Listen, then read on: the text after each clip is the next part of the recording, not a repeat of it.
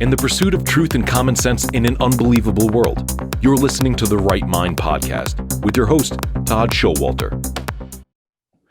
Hello, everybody. I'm Todd Schowalter, and welcome to Right Mind. Today, my guest is Barry Morgenstein.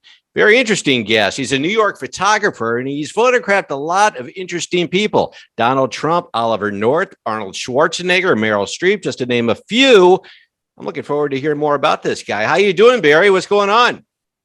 I'm doing great. Thanks for having me. I appreciate it. Yeah, I've looked at your background. You've really done a lot of really interesting stuff. Now, you're a photographer, but how did you get involved with the whole celebrity genre, so to speak?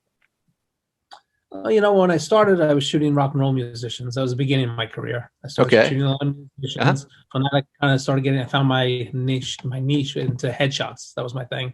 I started shooting soap opera actors. They started asking for me, requesting me. And just from that, I started getting more and more actors, and I started getting more into news people and political people. So it kind of spread out. So it's all kinds of a wide variety of people that I photograph, basically. Gotcha. When you say, okay, so you did headshots, or you do headshots for actors and personalities and other people, it's not just one thing about, you have to have a certain talent and technique with what you do. I mean, if you notice really good headshots or really good, images of an actor, it's not like you're just snapping a photo. What is the key? What are some of the secrets to getting a really great headshot? I would say it's really about making people comfortable, kind of bringing out their personality. I'm very laid back. We have fun in the studio. We just talk to the client. They have a good time. We play music all the time. That's important to my shoots, is music, I think. There's a big influence in my career too. So we always have music. We have kind of just have fun and just make them feel comfortable. That's most important. So just getting the person to be comfortable. So all those awkward photos that I'm in, I'm just uncomfortable, is what you're saying. That could be it. I gotcha. Okay. You need me to make you comfortable. Okay. Well, next time I'm at a family function or something like that and I'm uncomfortable, I'm going to call you. Hey, Barry, can you loosen me up a little bit here? I'm going to do that. A glass of wine helps too. There you go. Well, yeah, I don't drink anymore, but if I did, that maybe. Well, hey, listen. So you started with you said rock and roll or bands and stuff like that. Yeah, rock and roll bands. Okay, and you've done concerts. I mean, so who are some of the what are some of the concerts that you've covered? I've shot, McCartney, Elton John, some of the big ones, U2, Stones, a lot of blues people, B.B. King, Stevie Ray Vaughan. So on my site, there's a whole section of all my music stuff. I still sell the photos as T-shirts and frame photos, basically. So. And how long have you been doing this? Because I said you said you go back to the 60s, but you're not. Oh, no. You were born in the 60s. I was like. But I've been shooting since '86 on my own. Yeah. So. Okay. Now you were on tour with you're a musician yourself. Okay. Sort of. Yeah. I play guitar. That's what kind of led me into shooting musicians, but I was not a professional and I was not playing out. I was not very talented. It was kind of my love for music. When I realized I was not going to have a future as a guitarist, I realized I had an eye to photograph my friends who were musicians. I picked up a camera. I started photographing my friends and people that were in bands. I realized, because I love music, I had an eye how to capture this. So so you kind of just fell into it then. Yeah, pretty much. Exactly. Okay. Well, neat. Along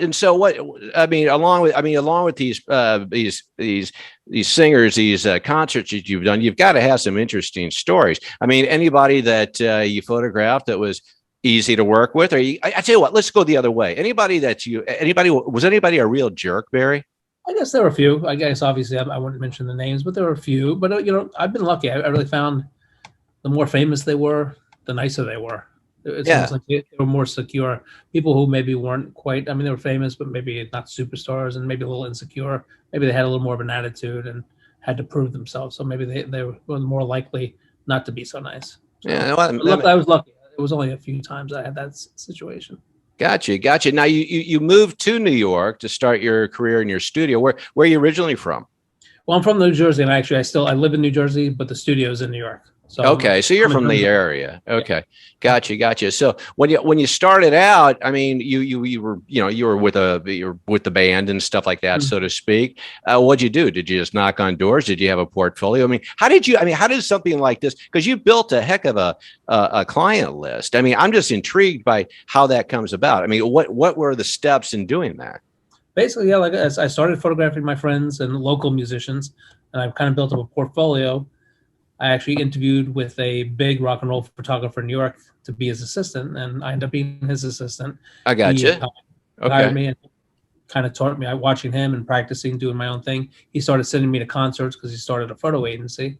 Yeah. And I kind of built up a portfolio, and I started sending out or making contacts with record companies. And when I was ready to go on my own after 2 years, I had some contacts, and I kind of took the big leap and just went on my own. So yeah, I was lucky.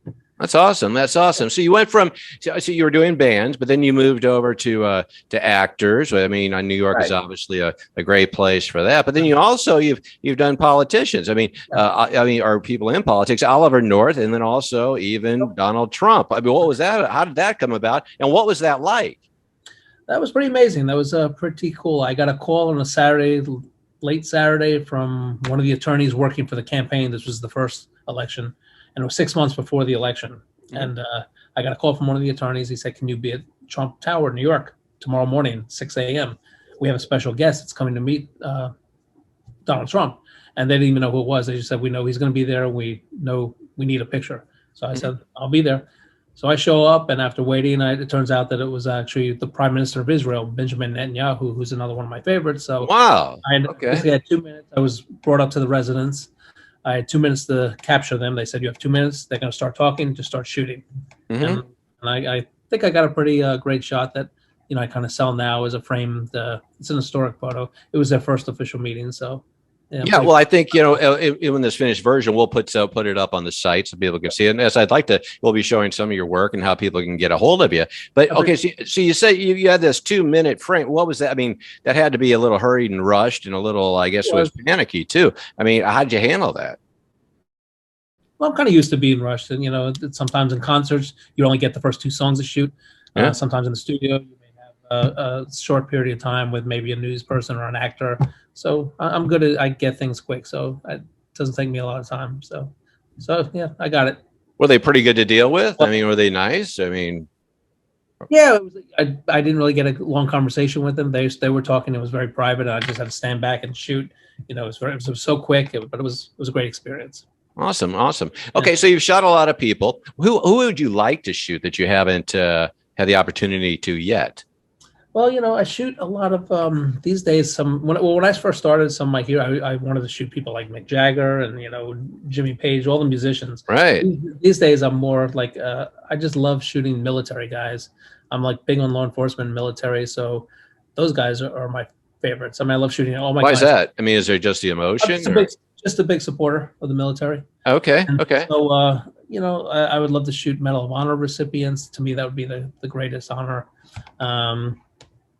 I guess there's a few lists. I have a few actors, of course, on my list. I would love to photograph Al Pacino, one of my favorites. No, absolutely, yeah. John Voight, one of my favorites. So there's a few people on my list of the different categories I like to shoot. But yeah. Now you've photographed your list includes Michael Jackson, Arnold Schwarzenegger, Paul McCartney. Out of all those guys, and I'm not trying to be like the Chris Farley, hey, wasn't that cool type of thing. But some of this stuff intrigues me. I mean, when you're in the studio with these guys, I mean, what's that? It's not like, I assume it's not just like an up and coming guy that wants to get headshots to be an actor. Is there a different type of treatment? I mean, you said the higher up they are, the more nice they seem to be. Right. But is it a different atmosphere with these people, or are most of them just, pretty laid back? They're pretty nice and pretty laid back. With McCartney, it was actually in a backstage situation. It wasn't in my studio. It was backstage in Madison Square Garden. And again, I had a short period of time with him, but it was more, he was nice. I was stuttering and probably acting like an idiot, big Beatles fan, so that was pretty cool for me. So yeah. So it was kind of nerve-wracking, but it was fun. Neat. Okay. Well, your studio, you mentioned, you photograph anybody that wants to come in, right? So, as far as that goes, what is the process? Say I wanted to come in and get some headshots. What's the process for that?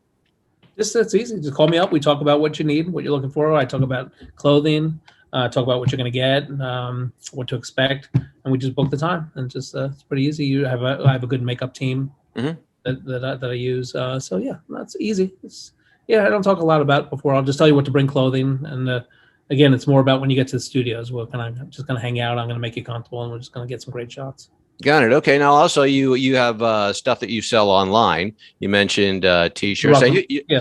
you have a book too. What is I don't have a book yet. Oh, I thought you did have a book. Okay, Everybody's telling me I should have a book, and well, you should have. Hey, Barry, you should have a book. Okay, there you see, go. I told you. Everybody says. And then I could go through it. I go, oh, I didn't know Barry did this guy. Right. Yeah, it'd be fun. It'd be kind of neat. No, But what are these? So these are your own prints of the photographs that you've taken. Yeah, the rock and roll stuff I sell on T-shirts and photos, and they're on my website too. So yeah, and we'll put that up on the site, and we'll mention it in the descriptions too. But as far, I mean, what? Okay, so you've got that going. What as far as I mean, how does this all work as far as looking at future gigs? Do you got stuff coming up that we can look forward to? That yeah. Well, the thing is that my studio's in New York, but I do a lot of traveling, and well, I won't say a lot, but I go to the Virginia, DC area 3 times a year, and I basically set up a studio in that area, and we do 2 days of headshots. I have a team down there, and we kind of like bang them out. And just people get great headshots, and it's for a little bit of a discounted price because it's a little bit quicker. My next one is actually August 20th and 21st. We're going to be in Alexandria, Virginia. So anybody who's in that area, I just have I've built up a great clientele down there for about the past 8 years. I've been going. So now it's about 3 times a year. And that's a big military town too, obviously. So, yeah. So how did you get involved in what made you, I mean, do you know Gary Sinise? I mean, he's a big, I actually, I worked with volunteered for his foundation twice. Okay. Although he's up on my top list that I would love to get in the studio. I haven't photographed him in the studio, but I have photographed him performing, and I actually went down and volunteered along with him and the Independence Fund down in South Carolina for a week. It was with veterans, and I was doing headshots of their caregivers, their wives, girlfriends. So that was a very great week of helping out the veterans, basically. So that's fantastic. And what was it that kind of inspired you to get involved with the veterans? I mean, are you a veteran, or were you a veteran? Everybody asked me that, but I'm not. I'm just a big supporter. I just became a big supporter of veterans and the military. That's great. Okay, well, that's really great. Well, so along with so you've got the veterans, you've got the celebrities, you've got a wide gamut. You have politicians. I mean, as far as are you going to be doing any of the up and coming campaigns? Because right now we're in 2022. We've got some other stuff coming up. Or when you go out on these things, have you ever been like are you like an official photographer that just hangs with these people along with? Because really, to be honest with you, I'm more in studio type of guy. I don't really do events a lot. I used to years back, but my thing is to get somebody in the studio. So anytime a politician will come to me is if they need a good photo that's going to be their campaign shot, maybe with a flag behind them or whatever. That's when they'll come to me. So yeah, I don't really do the events. Okay, I got you. Any other portraits for me? What's that? I'm sorry. All portraits. Just portraits. Got you. What any other photographers that you're a fan of? I mean, that you when I on your wall, or yeah, I was influenced by a lot of great photographers growing up. Obviously, Herb Ritz, so a lot of the ones who did actors. Greg Gorman. I liked a lot of the rock and roll photographers. Even Linda McCartney. Paul McCartney's first wife was a great photographer and a big influence because I liked her style. It was very simple. You capturing people's personality. Not necessarily elaborate, fancy lighting or anything or special effects.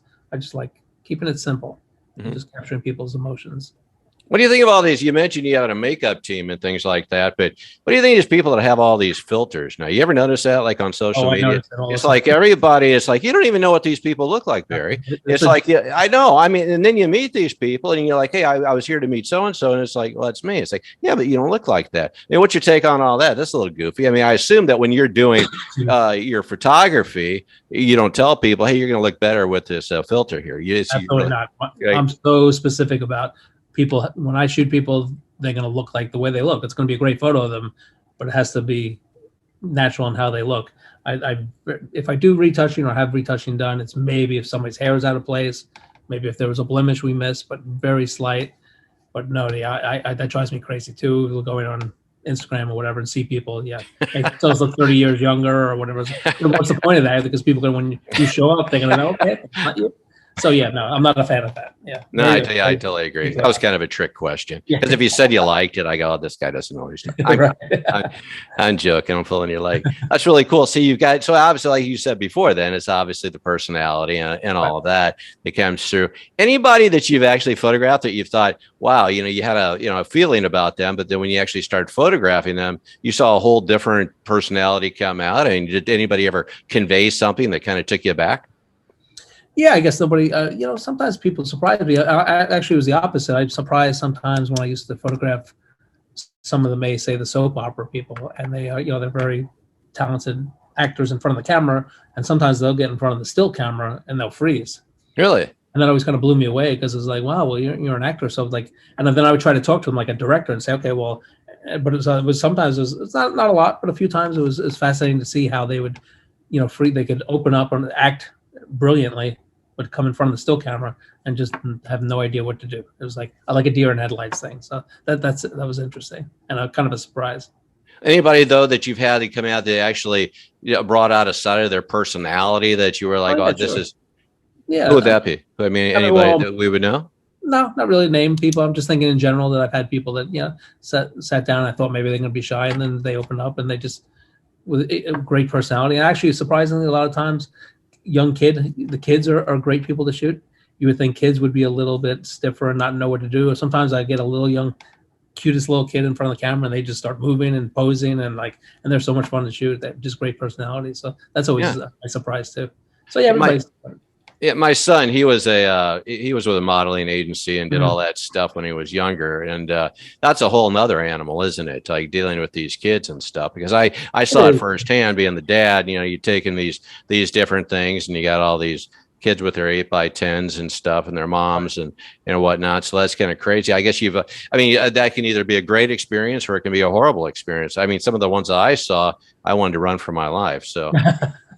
Yeah, well, I guess you're thinking about maybe stage moms, and that could be, sometimes you get that situation too. But a lot of times the moms are great, just looking out for the kids. But yeah, so. Gotcha. Well, if you were going to tell one story, all right, again, I'm being a little curious here. As far as because you met all these people. I mean, so there's got to be something that you share with other people to say, hey, you're not going to believe what so and so did. So why don't you do it now so I can share it with hundreds of people? Okay, I could. Well, maybe a funny story I always tell. It wasn't in the studio. This was when I was shooting live photographs, live concerts, and I was hired to shoot Elton John at Madison Square Garden. Okay. I'm the official photographer for 2 of his major shows. Really? I don't know, the setup. He's great. He's great. I've seen him 4 times. Oh, yeah, he's amazing. He's a legend. Oh, my gosh. I was kind of pretty blown away. It was early in my career that I was hired to shoot his shows, too. Yeah. So I was basically I don't know if you know the photo pit. There's the front row, the photo pit in the front of the stage. So I'm in the photo pit, and I'm the only photographer there shooting Elton John. Yeah. At one point, and I'll try to tell it quick, but at one point, he comes to the front of the stage, and a fan tries to hand him a big bouquet, a big thing of balloons, and she's reaching over and he's reaching over and he can't quite grab the balloons, and I'm all the way at the other side of the stage, and he kind of looks over at me and gives me a nod help me out here, buddy. And and I kind of froze because I'm sitting there thinking, okay, I'm in Madison Square Garden where I grew up going to concerts. This is Elton John. I'm taking his picture, and now he's talking to me. He's signaling me from the stage to do something. Yeah. So like an idiot, I stand there and just kind of and he kind of almost in an annoyed way starts nodding his head, move your butt. I need those, get over here. And I kind of snapped out of it, ran over, grabbed the balloons and handed it to him. So that's just a funny story. Wow. So have you stayed in touch since then? Or? No. But he did. He bought some of his photos for his personal collection after that concert. That was nice. Yeah. Okay. So I said, I've heard some different stories. I'll tell you a funny Elton John story. Yeah. He was in St. Louis. Okay. We're here, the murder capital of the world, but this was before that. Right. And before that was the murder capital of the world. And he was playing at this thing. It was a big fair they used to have every year at the 4th of July. And, we've got the arch, that big thing that people think need to go right up in for some reason. Well, anyway, there's thousands of people and the stage is under the arch and they don't know how they're going to get him to the stage. All right. So they dress him up like a city cop. And and he was just one of the guys, mingling around, controlling the crowd and stuff. And he controlled the crowd with these guys until he got to the stage. And then he, that's put a big fedora on and a bunch of other stuff. And, Yeah. Yeah.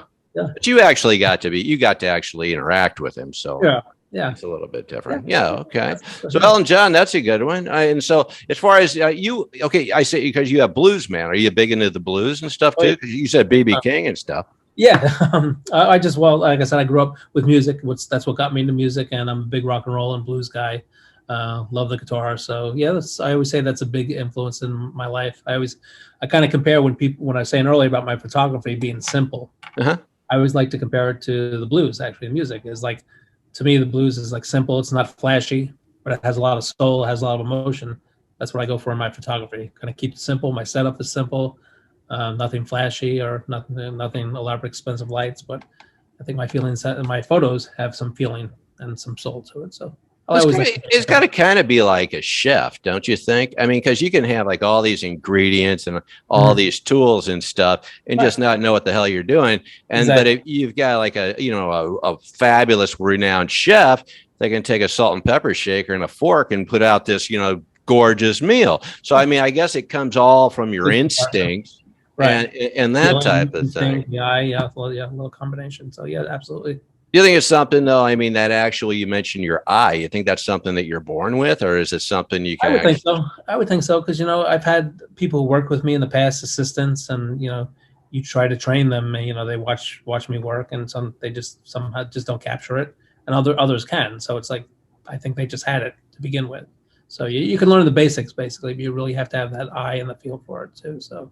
I would think too, Barry, that like when somebody comes into your studio, you've got to kind of have a feel of what they are, what their person. So you have like an inner like intuition, so to speak, on what the take is on this person. Maybe after talking a little bit, maybe the best way to capture them, because that's got to be a special gift too. I mean, it's not like you're just product taking pictures of birdhouses or something. You're trying to, like you said, capture their soul. So when they walk in and see you, I mean, do you kind of get a feeling right away what this is going to be, or how you're going to have to go? Or maybe after talking to them for a while too. That's the whole idea of just kind of hanging out and just, kind of find out what they're looking to do, what they do, find out their interests. Maybe if it's an actor, I always love talking to them about who's your favorite actor, what actors influenced you, what movies influenced you. So I kind of get an idea of doing stuff like that. So you got blues music playing while you're actually blues, rock and roll. Yeah. Actually, it's a mixture. I like to say it's good music. It could be anywhere from Fred Astaire and Frank Sinatra to BB King, Stevie Ray Vaughan, to the Stones, Led Zeppelin. So as long as it's good music. Now, did you meet BB King? Did you say? Did you shoot? Briefly, he had one of the backstage. Because I've seen some of the shots of BB King. I don't know if you shot him or not. He's really in some iconic photos. I mean, some of those. You'll see. Go to my website. You'll see a pretty cool shot of BB. And actually, I sell them on T-shirts too. So my shot too. Well, let's plug the website again so people can find you. Okay. It's just barrymorgenstein.com. Okay. And I'm on social media. People find me on Facebook, Instagram. I do a lot of promoting on social media, so they can find me there too. Okay, and we're going to put that up on the screen, and again, that will be in all the descriptions for all of those of you who are listening. Well, hey, anything else you want to add, Barry, before we wrap it up here for today? This has been a lot of fun. I've always found it just really, because again, you got to really it's not just anybody can have a tool. It's like I always say, just because you give me a guitar doesn't mean I'm a guitar player, and the same thing, you give somebody a camera doesn't make them a photographer. You got to have some kind of gift with it, I think. Yeah, well, that's a great example. It's like I said, I started off as a guitar player. And I would sit practicing for 8 hours a day. I just didn't have it. I didn't have the talent, didn't have the ear for it. I loved it, but I was not good at it. So it's something I just was not for me. Well, that's something we have in common, Barry, because I'm not good at a lot of things. You're good at this. Oh, well, I don't know. I mean, some people would disagree with that. Well, we're going to put that up on the screen, barrymorgenstein.com. Go to his site. He's really got some really outstanding work, and get some of his T-shirts. I'm looking at going to grab some myself, I think. Make great gifts or just to wear around. This has been a blast, and I can't wait to see where your next work takes you. Well, I appreciate it. I really thank you. It's been a fun time. I'd like to thank you again. Thank you. Thank you. And thank you for joining us. If you've been watching or listening, I'm Todd Schowalter, and you've been watching Right Mind. And remember, if you don't have a right mind, you don't have a mind at all. Till next time, bye-bye. This has been the Right Mind Podcast with Todd Schowalter.